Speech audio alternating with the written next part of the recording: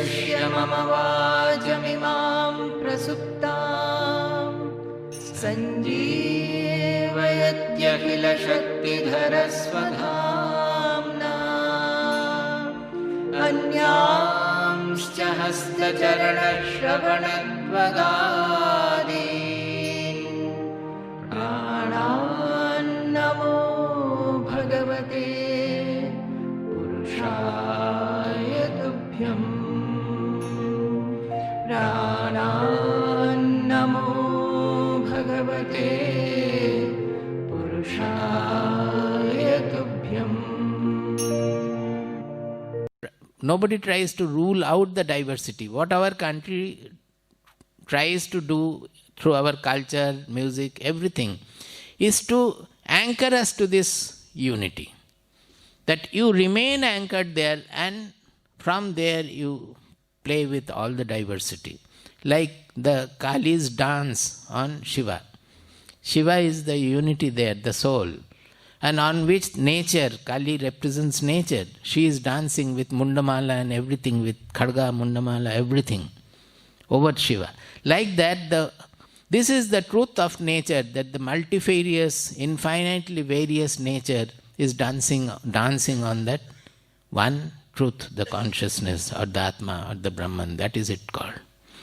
So whatever analysis we do, the purpose is to take us to this oneness from the diversity.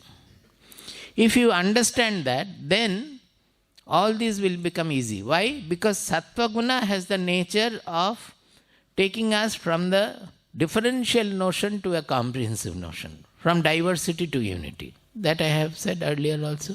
It is the revealer of everything. That soul is the revealer of everything. That means when the sun is revealing a beautiful rose and an ugly garbage, the sunlight is not getting affected by that.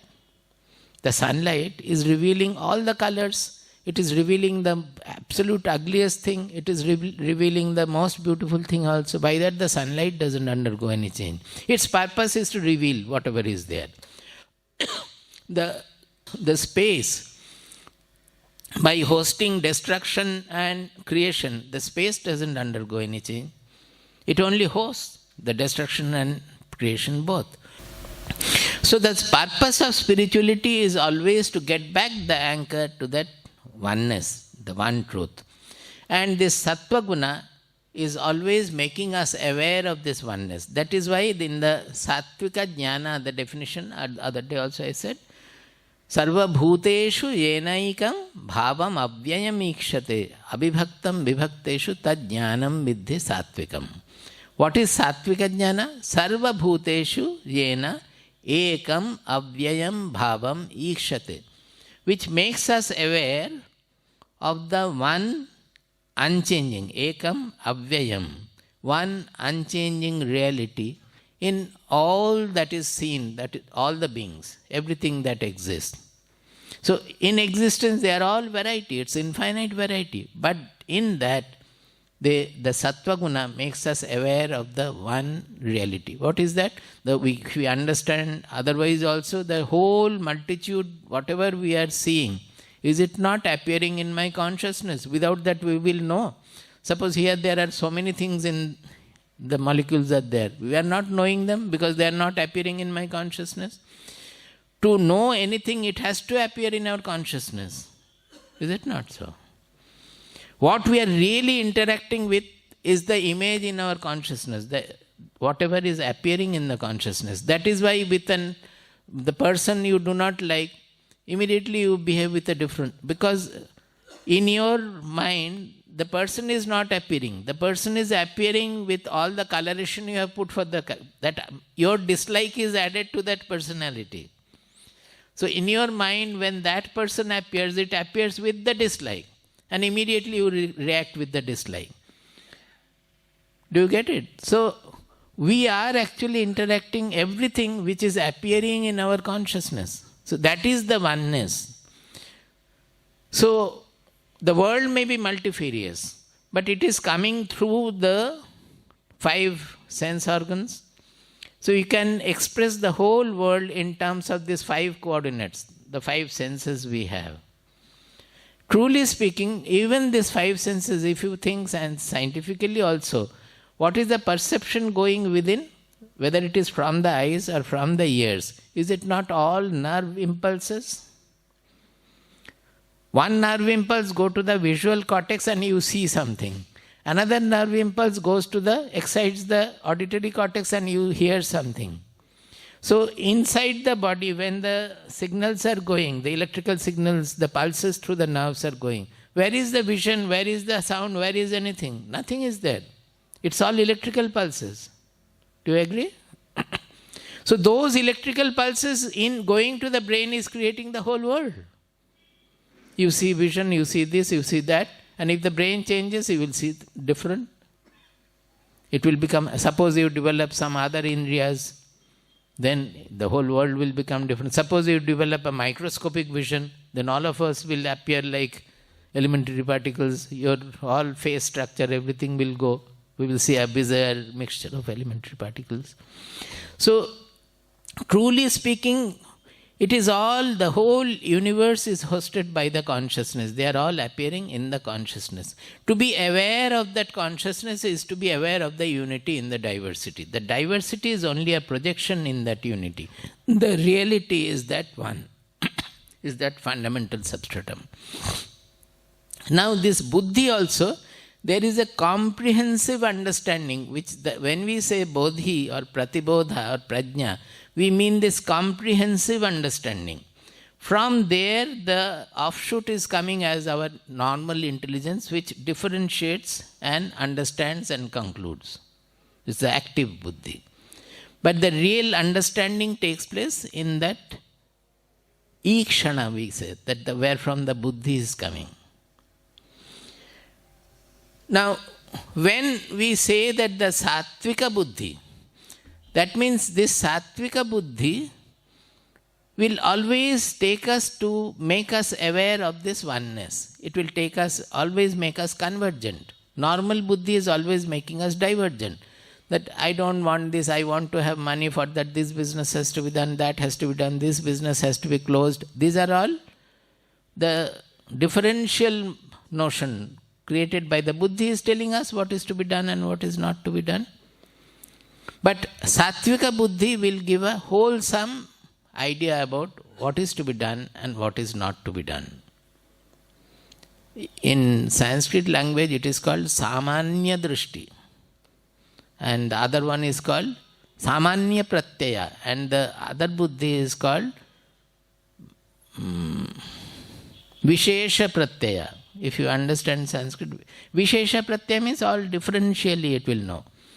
And where from the buddhi is coming, the fundamental, it is called Samanya Pratyaya, means it will give in whole, as a wholesome picture of what is happening. Suppose a person, a very sattvic person, when a person appears, he will have a very wholesome view of the nature of the person, but the details he will not know. Detail means differentially he may not know, but he will have his comprehensive understanding of the personality. If the sattva guna is more in us, it's enhanced, then seeing anything you will have a comprehensive understanding. But when you interact and things are discovered, then you know that is why this person is behaving like that. You understand the behavior. But seeing the person, you will have a wholesome idea. So that is why in the Gunatraya Vibhaga Yoga it says that Sarvadvareshu prakasha upajayat. When the sattva guna increases, Bhagavad Gita says, Sarvadvareshu prakasha upajayat. Sarvadvara means indriyas, all the sense organs, as if there is a prakasha and jnanam yada. There is a light and knowledge which shines in the sense organs. What is that light and knowledge? That means their perception becomes a subtler perception. A subtle understanding of what they are seeing. May not be in all detail, but they are understanding a wholesome picture of what is happening. That senses take up a new kind of a subtle vision. So apparently the people who you may think that you will try to avoid because they are not so well dressed or anything of that sort, it will not be applicable to a sattvika person. He will be having a feeling of the wholesome character of the person, and in many cases he will be able to, we will be surprised that the saint is becoming so close to him. Why? And all that. For other people it becomes difficult to understand. If we remember this, that the sattva guna is always trying to anchor us in this unity, then everything will become easy. That our worldly life is always making us divergent, and sattva guna and the spiritual sadhana is only to make us convergent, taking to the as the fundamental basis as the unity, that is the truth on which the whole universe, the infinite variety is playing. Now, although the buddhi may be able to understand this truth, why are we not able to have that truth in our interactive life? Because we have not developed the sattvika dhriti. The moment we are interacting, if our attention, our taste, our attraction, repulsion, everything is on the diversified, the outer things and all, then this oneness we will miss. The moment we are interacting in the world, that oneness will be lost. So that unless the sattvika dhriti is also developed, we will not be able to have the interacting sadhana. That interactive sadhana is to establish that sattvika dhriti. Do you get it? That not only meditation, but to have the sattvika dhriti. So only sattvika buddhi will not do. Sattvika buddhi should lead to sattvika dhriti, so that our taste changes, our evaluation changes, evaluation of the world, what is right, what is wrong. Now in the morning we are doing Kathopanishad. So it is parallelly coming to that today we were studying Shreyas and Preyas. That the world always appears before us with two kinds of choices. And Kathopanishad straight away says that don't say that it is your fate. What is your life, what is going to happen, it depends on what you choose. I said in the morning that Yoga Vasishta, a full section, Mumukshu Vyavahara Prakarana, it is on the Paurusha. Paurusha means our self-will, whatever we do with our will. So there, Vasishtha Deva is saying that with two hands raised, I am shouting that there is nothing called Daiva, nothing called Daiva. That means nothing called fate, nothing called fate. But there is nobody to listen to me. So you can understand, even in Vasishtha's time also, what was the situation. Because people always, whenever something goes wrong, they say it is my fate. But when there is something good, they don't say it is my fate. They say that I did this, that is why I have happened. Is it not? So in others' case they will say, when the other person has very good condition also, it is his fate that he has become so rich or so famous or so. But in my case, it is not so. Is it not? So that is why Vasishtha was shouting that nobody is listening to me. Actually, our Shastras often in the Middle Ages, in the last century also, it was being condemned as it is fatalistic. Fatalistic means fate-oriented. Sab kuch bhagya hai, bhagya. You will find everywhere in villages also, people always say that it is fate, it is fate, it is God. God means again we equate with fate, that it is providence, it is fate. But our Shastras are repeatedly saying that some providential element is there, but whatever is happening in your life, you are responsible for that. And you have to take the responsibility. It is your Paurusha, with that you have to make your choice. And whatever you choose, according to that will be the life. In a few shlokas, Kathopanishad pictures it very well. So here also this change of the constitution, that the whole sadhana is to change the guna constitution of our being. That entirely depends on our will, on our choice, that whether I want to become sattvic or not. And the sattva guna is clearly defined in the 14th chapter, what are the results of it, what are the results of rajoguna, what are the results of tamaguna. So we can easily identify, why am I behaving like this, so which guna is prominent, we can analyze and we can change our ahara. Ahara means not only food, Whatever we are eating, whatever we are seeing, whatever we are listening, whatever we are reading, whatever we are thinking, all are inputs from the world. If we change the inputs, accordingly our being also will undergo change. We'll just read it. Buddher Vedam Dhruteshchaiva. This is 29th verse of 18th chapter. Last day we did it. Buddher Vedam Dhruteshchaiva. बुद्धेर्भेदं धृतेश्चैव गुणतस्त्रिविधं शृणु गुणतस्त्रिविधं शृणु प्रोच्यमानमशेषेण प्रोच्यमानमशेषेण पृथक्त्वेन धनञ्जय पृथक्त्वेन धनञ्जय प्रवृत्तिं च निवृत्तिं च प्रवृत्तिं च निवृत्तिं च कार्याकार्ये भयाभये कार्याकार्ये भयाभये बन्धं मोक्षं च या वेत्ति बन्धं मोक्षं च या वेत्ति बुद्धिः सा पार्थ सात्विकी बुद्धिः सा पार्थ सात्विकी. This we did to some extent. See, pravrittim and nivrittim. I had explained that pravritti means always we want to go ahead with something. So generally I explained that day with respect to possessiveness, that we have sufficient, again we go on adding to it till we become fed up of, the other ancillary disturbances and agitations. Then we start condemning the fate. Actually we have increased the troubles by our own greed and our own nature of pravritti. Then when that becomes torturous, when that is creating problem, then we generally condemn our fate. So he says the sattvika buddhi will be able to make out what is pravritti and what is nivritti. That day I talked about material possessiveness, but it is equally true about the knowledge also. There are people who would go on reading. Vedas also they will finish. Any book you give, they will try to gulp the book completely and read another like that. So this is another pravritti. See, the knowledge also, it might be a little sattvika pravritti, but we have to understand with the sattvika buddhi that it is pravritti. That we are creating. We are supposed to, why are we reading any shastra? To understand the truth.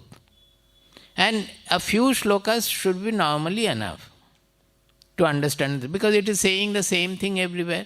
Now, while reading, where is our focus? It is towards understanding, or that I have read Bhagavad Gita, I have read Bhagavatam, I have read this Upanishad, that Upanishad.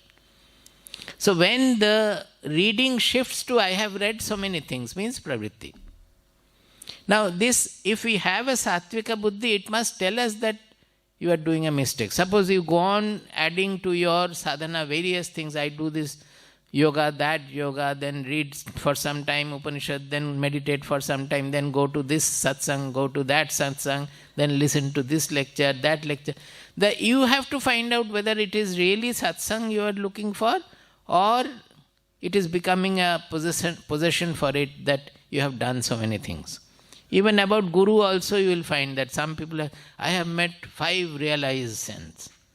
That is, one saint, one Guru will not suffice. I have had 5 Gurus and all of them are great Gurus. But with that, what has happened to you? That you have to tell about your Gurus only even now, that I have 5 Gurus. What did the Guru say? At least one Guru say, you speak about that. See, it is not necessary to have like this, but we miss the goal.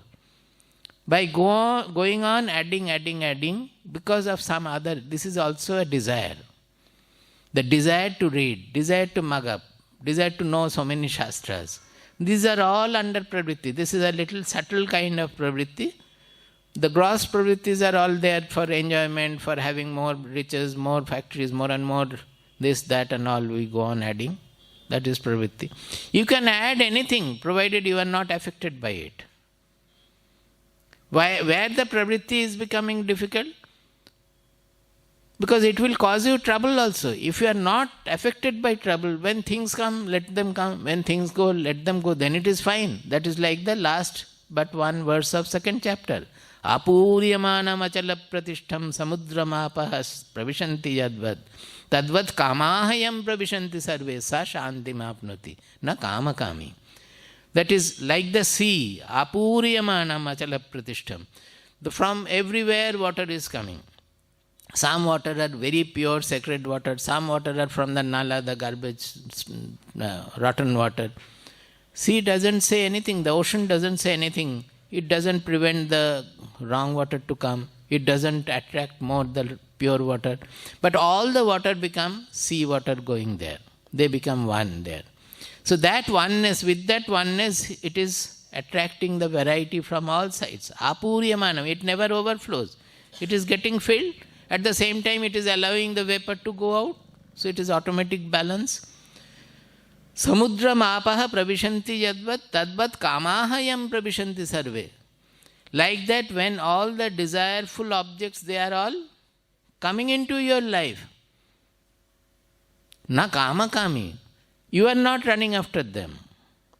You are not running after anything you like or running away from anything you dislike. That you are not running after. They are coming.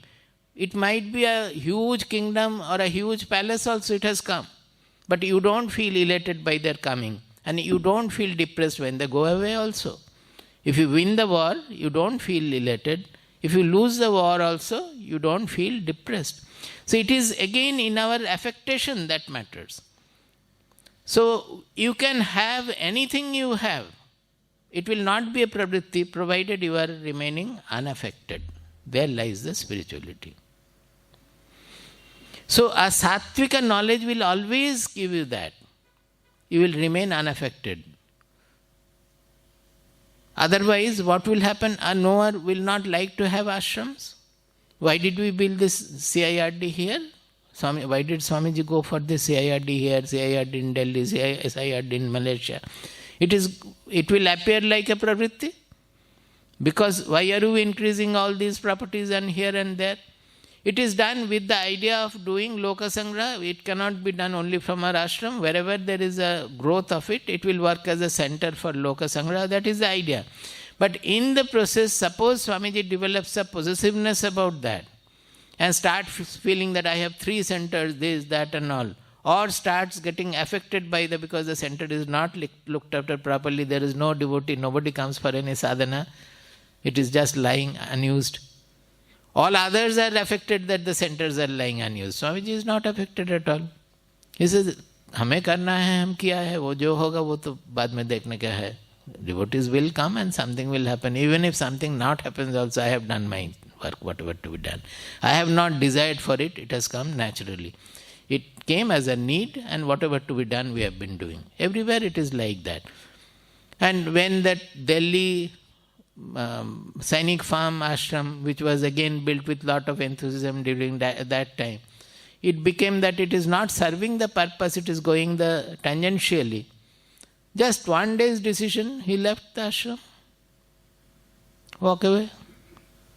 Sannyasi's life is like that. He gave a big talk, which was, I have written in A Great Association, hearing that many people felt coming to Sangha, so that everything has got its plus and minus. So, it is all in the, so you cannot call that a pravritti because it is not creating, it is not out of a possessiveness. Do you get it? It is not in the matter of how much of material you have, how many centers you have, or how much of riches you have, or where you are staying, how you are staying. It doesn't matter at all. Whether your mind is getting affected or not affected. So the sattvika buddhi has to tell you, will you do it or not? It will tell you sometimes that don't get further involved in it, there is this problem, that problem. And it will tell you that, okay, if it is necessary and it is for the society, you take it, but take it easy. Many things may not happen as we think it will happen. When the Delhi CIRD money was, all these things I have written, nobody reads Great Association. The money was not coming. We had already given 3 installments. The 4th installment, there was no money. So naturally, it will be, according to the rules, the other 3 installments also will be confiscated.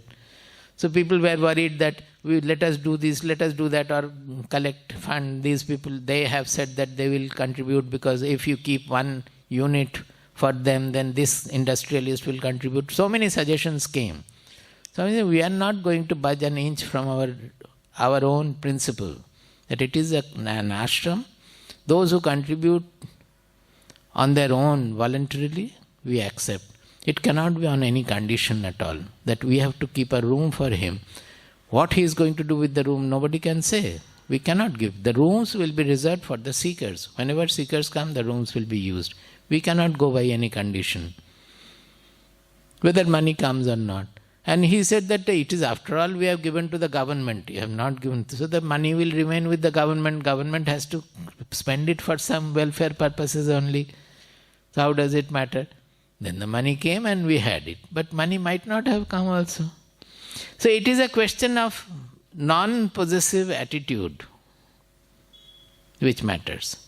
That is the Sattvika Buddhi. And one who is able to carry on with that Sattvika Buddhi, whatever it says, whatever the Sattvika Buddhi says, that is the Sattvika Dhruti. Say, your Buddhi is saying it is so, but when you are in the actual field, you are not able to follow it. That means Buddhi is Sattvika, but the Dhruti has not come. As I am saying that here, you will be able to understand well, because I am supplying the Sattva Guna through the words.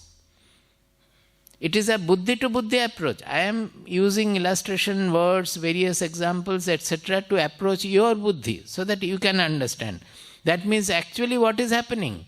The Sattva Guna which is there in my brain, I am using it through the words, I am trying to transfer it to the listeners so that the listeners also understand. This is what is happening.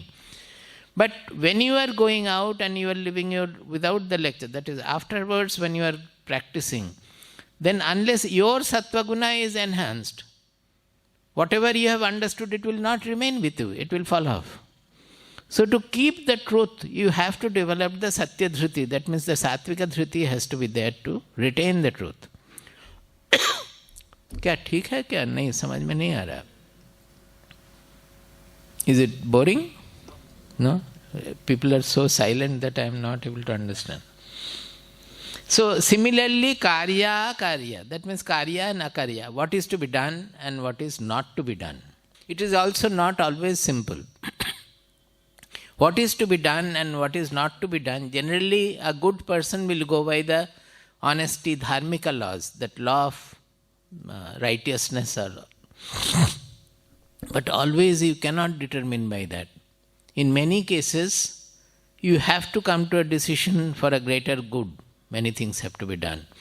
There, those who are very staunch moral followers, they will not be able to do whatever to be done.